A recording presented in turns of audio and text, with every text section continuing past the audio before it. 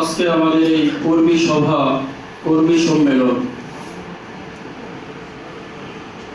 শুরুর দিকেই আলোচনা।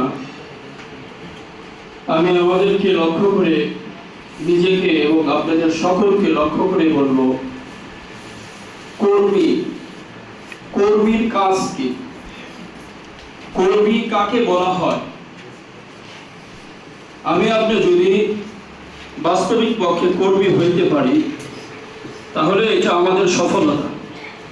কর্মী কাকে বলে আমি আপনি শুনবো এবং নিজেকে বিচার করব যে আমি আসলেই বাস্তবেই কর্মী না কর্মীর বাহিরে।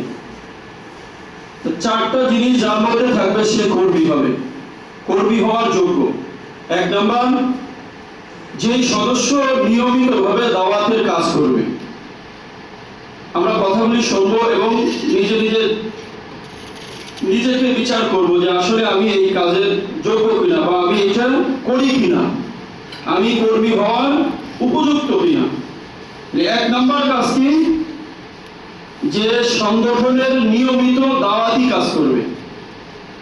দুই নাম্বার, সংগঠন থেকে ঘোষিত যে কোনো কর্মসূচি আছে এটাতে অংশগ্রহণ করবে। এটা কর্মীর দায়িত্ব। সংগঠন থেকে ঘোষিত কর্মসূচিতে অংশগ্রহণ করবে। তিন নাম্বার যেটা, সেটা হলো নিয়মিতভাবে ইয়ানত প্রদান করা।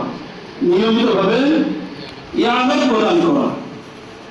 চার নাম্বার যেটা কাজ, সেটা হলো সংগঠনের নিয়ম শৃঙ্খলা মেনে চলা। সংগঠনের নিয়ম শৃঙ্খলা মেনে চলা। এক নাম্বার, নিয়মিত দাওয়াতি কাজ করা। দ্বিতীয় নাম্বার, সংগঠন থেকে ঘোষিত যে কোনো কর্মসূচিতে অংশগ্রহণ করা। তিন নাম্বার, নিয়মিতভাবে ইয়ানত প্রদান করা। চার নাম্বার, সংগঠনের নিয়ম শৃঙ্খলা মেনে চলা, বজায় রাখা।